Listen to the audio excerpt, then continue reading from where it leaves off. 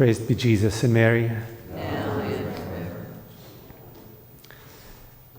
In the history of salvation, what distinguishes the Gentiles from Israel, the people of God, is that the Gentiles don't know the true God and don't know his law.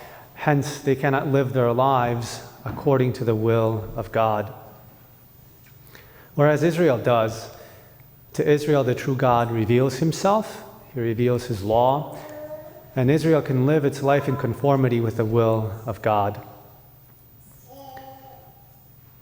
Simeon in the gospel today calls Jesus a light for revelation to the Gentiles and the glory of your people Israel.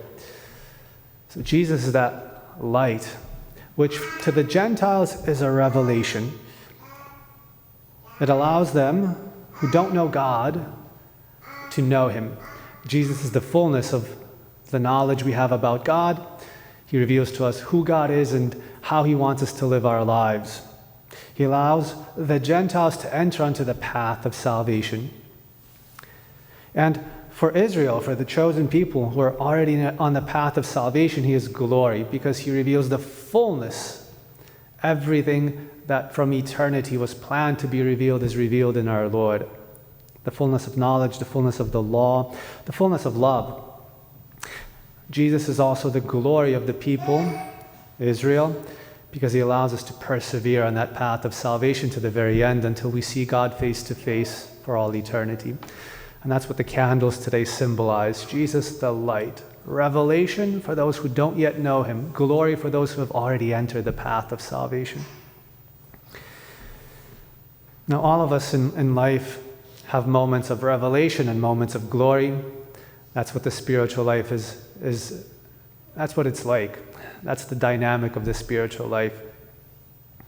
There's moments when God reveals something to us about himself, who he is, and what we are to believe about him. There's moments when he reveals to us how he wants us to live our life, and he challenges us to conform our lives more and more to his will. And if we respond to those challenges, to those revelations, then follows the glory. The glory of knowing God more, loving him more, the glory of being his children and living up to that name, the glory of anticipating here on earth already the life of heaven.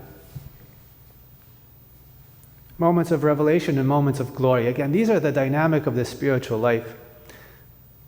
When God reveals himself to us, if we respond, then follows that glory. And we must thank God for both, as Simeon did. The revelation that challenges us and the glory that follows. And we must ask Our Lady to lead us along this path. We must let ourselves be led by her, as St. Maximilian would say, from revelation, sometimes challenging, but from revelation to glory. But then from glory to more revelation, because that's always the way God leads us. He reveals himself to us more and more through our Lord. He shows us his will more and more. He helps us to conform ourselves to him more and more, to grow in holiness. So from revelation to glory, but then to more revelation and to more glory. Let's ask Our Lady to lead us this way. Let's let ourselves be led by her this way, so that for us too, the Lord can be a light for revelation to the Gentiles and the glory of your people Israel. Praised be Jesus and Mary.